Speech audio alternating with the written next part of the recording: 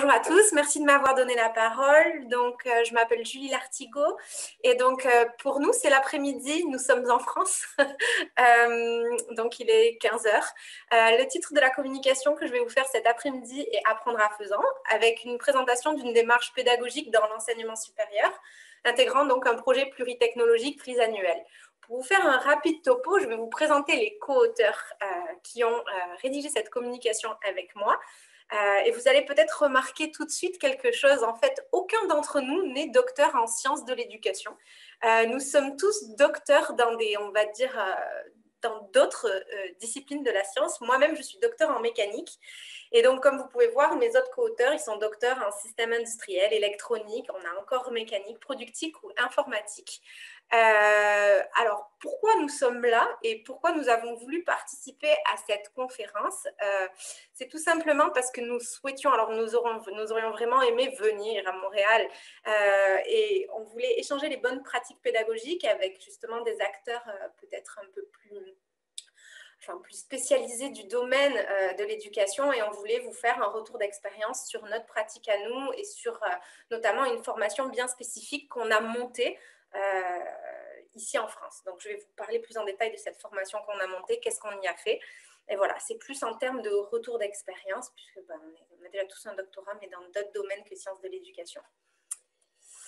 Donc, en fait, nous sommes tous enseignants-chercheurs ou enseignants, les co-auteurs de cette communication, dans une école d'ingénieurs qui s'appelle l'ESTIA, qui est l'École supérieure des techniques industrielles avancées. Cette école d'ingénieurs, elle est localisée au sud-ouest de la France, dans le sud-ouest, dans une très belle région qui s'appelle le Pays Basque. Nous sommes frontaliers avec l'Espagne.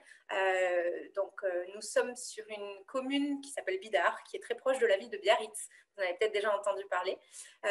Et donc, il y a de superbes images, évidemment, de là où nous travaillons. Nous avons un très beau cadre de travail. Notre campus, le campus Estia, c'est avant tout une école d'ingénieurs, mais également un pôle de recherche, puisqu'on mène tous des activités de recherche scientifique dans des domaines spécifiques, des plateformes technologiques et un incubateur d'entreprise. Pour faire un rapide topo, un élève qui rentre dans l'école d'ingénieur Estia, quand il en ressort, qu'est-ce que c'est? C'est un ingénieur généraliste, trilingue, qui a préparé 2 diplômes. En sus du diplôme d'ingénieur généraliste Estia, il a préparé un master européen, donc qui réussit ou qui ne réussit pas, mais en tout cas, on leur donne la possibilité de préparer un double diplôme. Et quelques chiffres, j'aurais plutôt dû écrire quelques dates. L'école d'ingénieur Estia, elle a été créée en 1996, donc c'est une école relativement jeune qui a 25 ans. La première promotion, il y avait entre 25 et 30 étudiants par promotion entrante. Aujourd'hui, on est en 2020, à la dernière entrée, on est plutôt sur 300 étudiants entrants en première année. Pour quelques chiffres, on n'est pas loin de 1000 étudiants sur le campus, tout parcours confondu et toute année confondue. Et l'objet de notre communication cet après-midi, c'est de vous parler d'un nouveau produit de formation qui a été lancé en 2016 dans notre école, qui est le bachelor de technologie. Ce bachelor de technologie, qu'est-ce que c'est? C'est une formation qui s'adresse à des étudiants qui sont recrutés après avoir obtenu leur baccalauréat scientifique ou technique en France. Ce sont des petites promotions, ils sont uniquement 30 en termes d'effectifs par promotion, et nous avons à ce jour donc eu que 5 promotions, dont 2 qui sont sorties. Après le bachelor de technologie, qu'est-ce que peuvent faire nos étudiants? Soit ils s'orientent vers une voie professionnelle en tant qu'assistant ingénieur, soit ils peuvent poursuivre leurs études dans notre école d'ingénieur ou évidemment une autre école d'ingénieur. Les études qui sont proposées dans le bachelor de technologie sont relativement classiques pour une école d'ingénieur, c'est-à-dire nous proposons 4 unités d'enseignement thématiques qui donnent, on va dire, un socle de connaissances fondamentales en génie industriel, système numérique, robotique, mécanique, puisque notre école est généraliste, donc nous avons tous ces volets-là. Mais nous avons également 2 unités d'enseignement transverses, que sont l'unité d'enseignement projet et technologie et évidemment les langues, puisqu'à l'ESTIA, nous accordons une importance forte aux langues comme l'anglais et l'espagnol. Le programme, il est graduel dans ce bachelor de technologie. Je vous ai donné simplement un exemple sur l'unité d'enseignement mécanique, étant moi-même docteur en mécanique, donc je parle de ce que je connais assez bien, pour vous montrer que, voilà, qu'il y a des connaissances fondamentales et un socle de connaissances qui est graduel, qui est proposé entre la première et la deuxième année de cette formation bachelor. Donc, ce sont des exemples de modules que l'on propose à nos étudiants. Et enfin, la petite particularité de cette formation, c'est que nous avons ce que nous avons appelé l'unité d'enseignement transverse qui s'appelle projet et technologie. Et dans ce cadre, nous avons des modules d'enseignement qui nous permettent à nos étudiants d'acquérir des compétences techniques pratiques qui vont être utiles principalement dans leur stage en entreprise, mais également pour une petite originalité qu'on a eue dans notre formation, c'est proposer un projet sur 3 ans pour nos étudiants. Donc, par exemple, la conception assistée par ordinateur, c'est un module qui va leur être utile, la conception de produits, les gammes et usinage, etc., etc. Nous avons une formation sur un 50% théorique, 50% pratique. Donc, venons-en au fait, le projet fil rouge, qu'est-ce que c'est? C'est vraiment le cœur de notre communication cet après-midi. Donc, dans la formation bachelor, quand nous l'avons conçue et quand nous l'avons montée, nous avons dû réfléchir à un projet qui allait être pluridisciplinaire en équipe, que nous allons devoir proposer aux étudiants. Et c'est un projet qu'ils allaient devoir faire de A à Z sur 3 ans. Nous avons voulu mettre en place une pédagogie active, c'est-à-dire que les étudiants, une fois qu'on leur avait exposé le sujet de leur projet, ils allaient devoir apprendre en faisant, ils allaient devoir mettre en application directement les connaissances théoriques ou connaissances pratiques que l'on leur donnait dans les enseignements sur un sujet spécifique. Le point de départ de nos étudiants, quand ils arrivent le premier jour de la formation, on leur donne ce que l'on appelle une expression du besoin, j'y reviendrai tout à l'heure, et le point d'arrivée où on leur demande d'atterrir, c'est de nous proposer un prototype physique fonctionnel de leur système qu'ils ont à concevoir. Donc, voici comment se présente la démarche pédagogique qu'on a mis en place. Il y a une année 0, c'est une année, on va dire, c'est entre guillemets une année, ça ne dure pas totalement une année, mais c'est la phase de préparation de l'arrivée de nos étudiants, quelle que soit leur année où ils sont dans le cursus.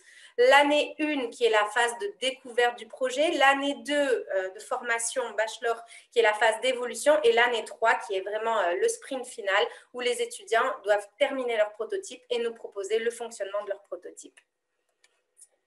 Donc, je vais passer année après année pour que vous voyez un petit peu les démarches que l'on a mises en place et les méthodes. Donc, la première année, l'année 0, avant l'arrivée de nos étudiants, donc nous préparons leur arrivée. Qu'est-ce que nous devons faire en tant qu'équipe pédagogique? Et donc, nous sommes quelques-uns dont vous avez vu les photos en première diapositive.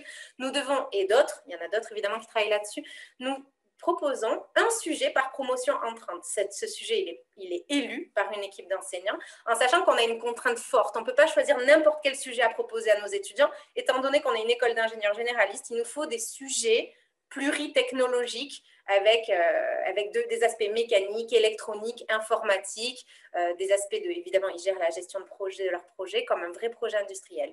Des exemples, du coup, de sujets de projet que nous avons proposés à nos étudiants par différentes promotions. Nous avons 5 promotions.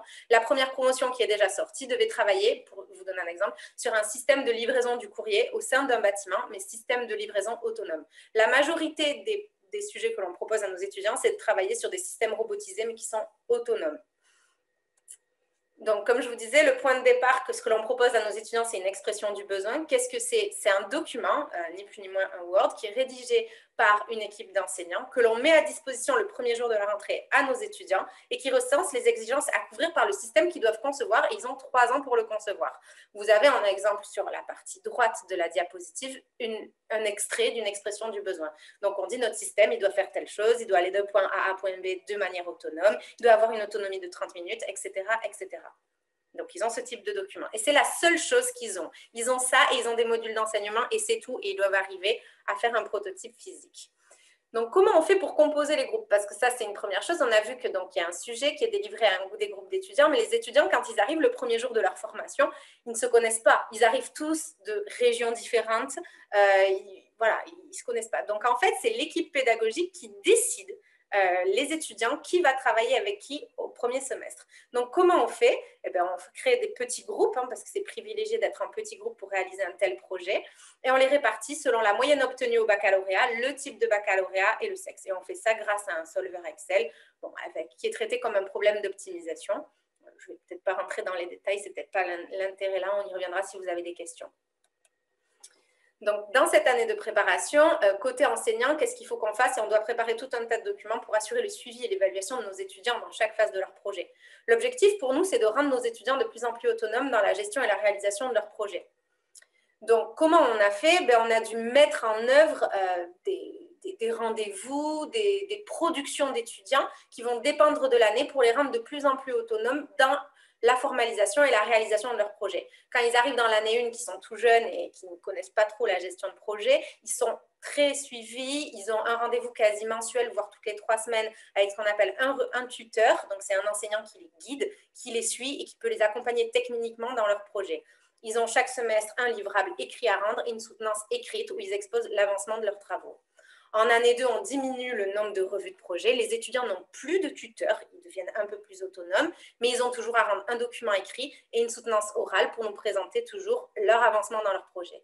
Et finalement, en année 3, qu'est-ce qui se passe? Ils ont quelques revues de projet critiques et ils ont des séances de projet qui sont tutorées et des séances en autonomie. J'ai mis l'image de la balance parce qu'en 3e année, ils ont des séances de projet tutorées avec des enseignants spécialistes en mécatronique et des séances en autonomie, et c'est 50-50. C'est un coup avec des enseignants, un coup tout seul.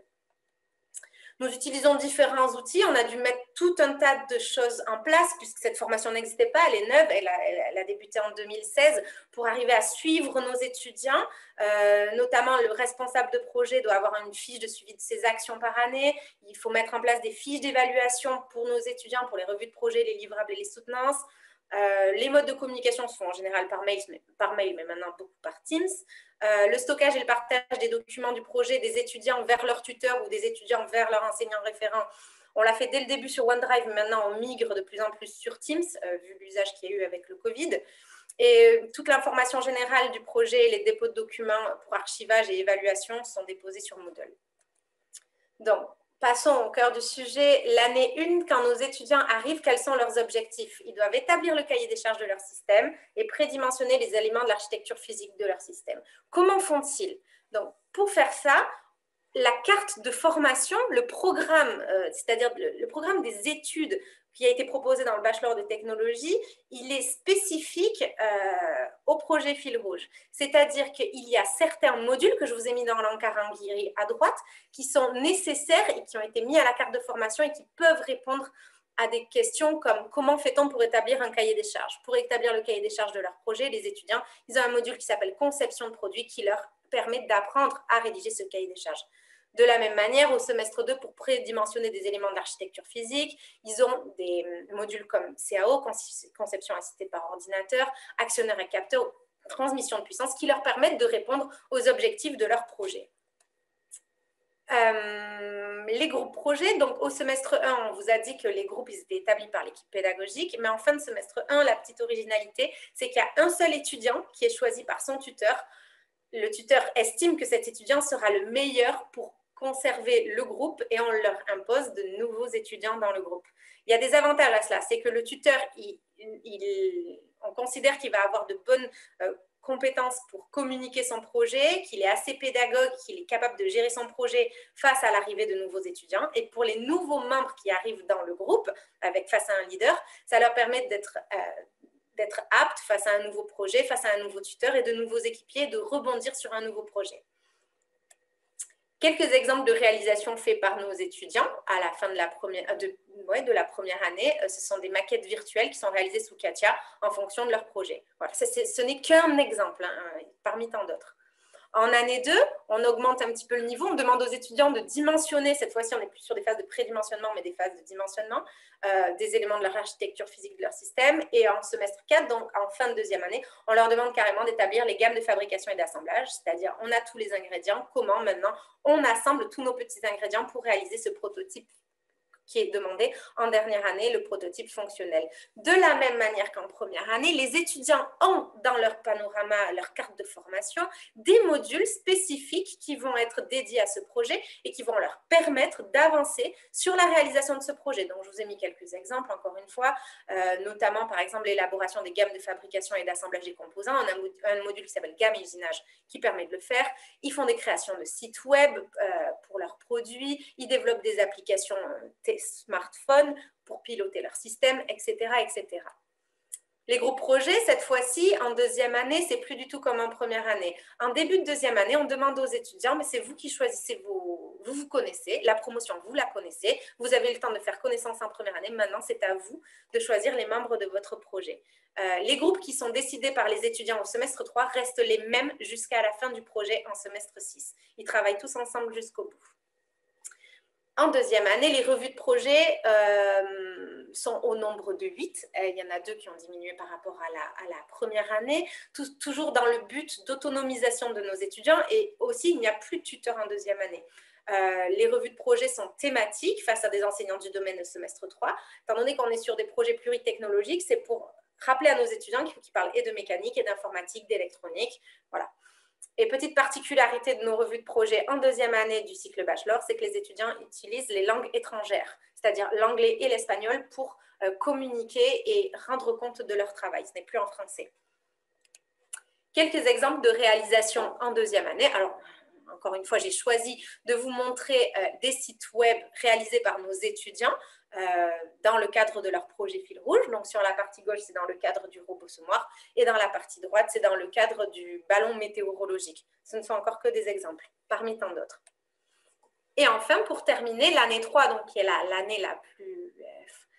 L'année où on voit le plus de résultats, on va dire, de la part de nos étudiants, c'est l'année d'intégration et démonstration. Donc, l'objectif pour nos étudiants, cette fois-ci, c'est aboutir à un prototype physique capable de suivre un scénario de fonctionnement spécifique. Ils ont une démonstration de fonctionnement, une présentation courte de chaque équipe et une soutenance technique. Par exemple, je vous ai montré que dans l'objectif, les étudiants doivent faire avancer en gros leur prototype, c'est ça, faire déplacer leur prototype selon un scénario de fonctionnement. Je vous ai mis l'exemple des scénarios qui étaient demandés pour notre première promotion qui est sortie en 2019. C'est ceux qui travaillaient sur la livraison de courrier au sein d'un bâtiment. Donc, sur les images que vous avez là, c'est les étudiants qui ont tout créé de A à Z. Tous les systèmes que vous voyez, les petits robots, pas loin de lignes noires, ce sont les étudiants qui ont tout créé, de toutes pièces. Donc, vous pouvez le voir peut-être sur l'image du bas, les étudiants, je ne sais pas si je passe ma souris si vous y voyez, les étudiants avaient un circuit à réaliser et la commande était autonome, c'est-à-dire que le robot qu'ils avaient conçu se déplaçait de manière autonome. On paramétrait au démarrage d'une mission et le robot avançait un petit peu comme par magie, mais ce n'est pas vraiment de la magie. Voilà, donc on avait différents scénarios, je vous montrerai des vidéos juste après. Et pour mettre en œuvre, toujours pareil, comment faire pour atteindre l'objectif qui était demandé aux étudiants en troisième année. On avait des séances de projet tutorées, des séances en autonomie et ils étaient accompagnés, les étudiants, par des enseignants aussi experts en mécatronique en dernière année. Pour exemple, je vous ai mis en répartition en temps de formation le temps que prend le projet fil rouge par rapport aux autres modules de la carte de formation quand ils arrivent à la fin du projet. Et on voit que ça représente quasiment la moitié de leur temps.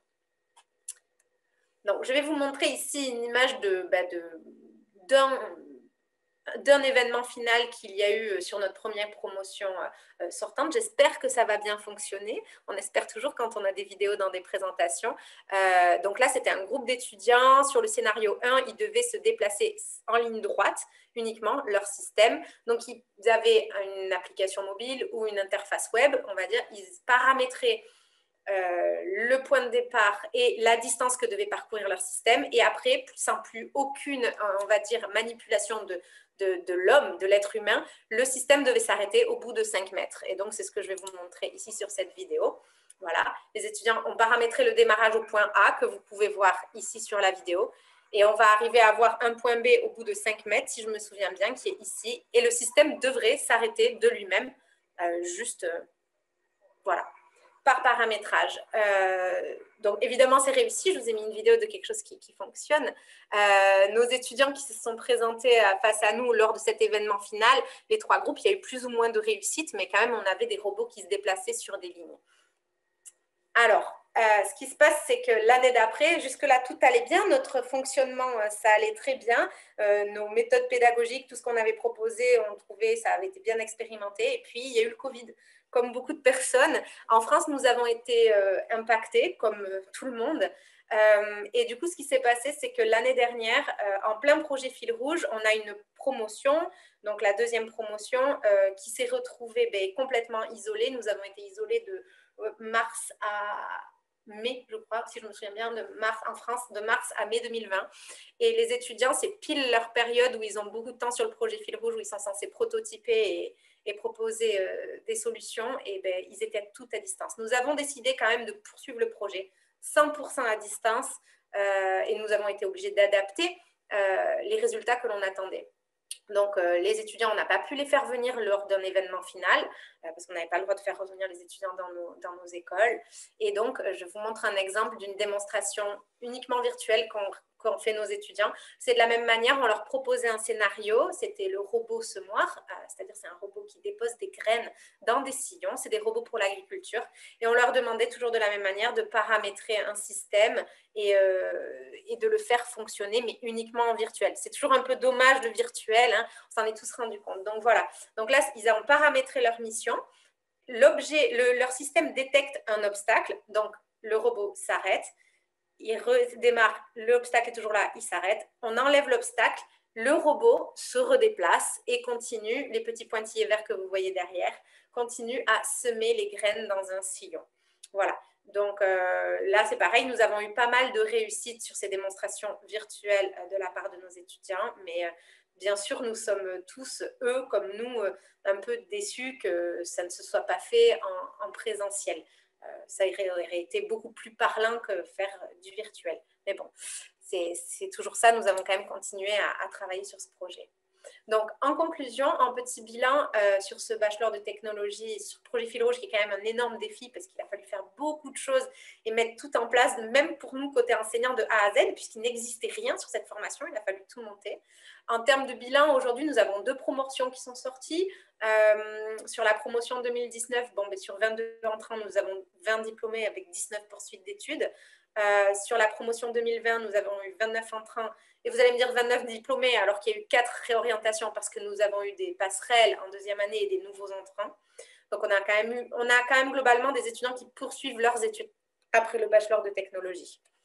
Dans les promotions actuelles, on est toujours sur une promotion de 30 élèves à peu près, hein, et on a toujours à peu près les mêmes réorientations au bout de la première année, hein, des mauvais choix d'orientation de nos étudiants, ça c'est comme j'imagine beaucoup d'écoles. Ce bachelor de technologie, il faut savoir que c'est nouveau pour l'école d'ingénieurs Estia, qui n'était qu'une école d'ingénieurs qui recrutait après des prépas, hein, des classes préparatoires. Ce bachelor, c'est quand même un terrain d'expérimentation, étant donné qu'on a des petites promotions, on peut essayer plein de choses et voir si ça fonctionne et si on peut le passer à plus grande échelle. Il y a des bonnes pratiques qui ont été faites dans ce bachelor qui ont été reprises par le cycle ingénieur maintenant de notre école, notamment les réunions mensuelles des responsables pédagogiques, le fait qu'il y ait des modules transdisciplinaires, ça va être repris aussi en cycle ingénieur, et le projet Fil Rouge qui était quand même quelque chose de très, un vrai défi. Alors il ne va pas être repris tel quel, mais l'apprentissage par projet prend une place de plus en plus importante dans notre cycle ingénieur. Et qu'est-ce que ça va être la suite de ce bachelor et qu'est-ce que va être la suite notamment de ce projet Fil Rouge. Donc pour ma part, qui présente Julie Lartigot, donc je ne suis plus la responsable de ce projet Fil Rouge. Je l'ai été pendant plusieurs années et j'ai arrêté en septembre 2020. Maintenant, je suis partie vers d'autres préoccupations, on va dire.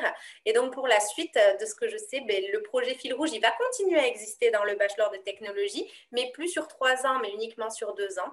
Et en première année, seulement sur la 2e et 3e année. Et en première année, ce seront des mini-projets qui seront proposés à nos étudiants. Ce sera peut-être moins ambitieux et peut-être un peu plus simple pour eux à se mettre dedans.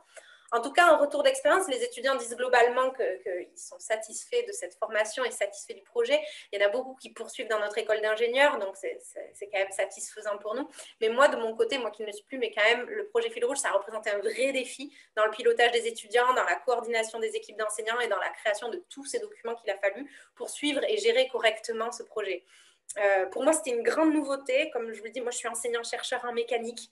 Donc, ça a été vraiment quelque chose de nouveau. Et donc, j'ai été très satisfaite. Ça a été un vrai challenge. Et je suis contente d'avoir laissé la main maintenant à d'autres qui y arrivent aussi très bien. Juste pour terminer, avant ma toute fin, je ne sais pas du tout combien de temps j'ai fait. Je pense que j'ai fait 20 minutes. Oui. Je crois que j'ai été très bien. Juste pour vous dire qu'à l'Estia, donc c'est une petite école, hein, mais nous avons 2 autres personnes de l'Estia qui vont présenter demain. Donc voilà, je me permettais de faire la publicité si ça en intéresse certains qui sont dans cette séance. Voilà, donc qui sont co-auteurs de cette publication, Nicolas Bure et Éric Villeneuve. Ils passent en même temps, en parallèle demain, mais voilà, peut-être que vous êtes intéressés sur des sujets complètement différents l'un et l'autre, mais voilà, je me permettais de faire la petite promotion de mes co-auteurs. Je vous remercie pour votre attention, c'est terminé de mon côté.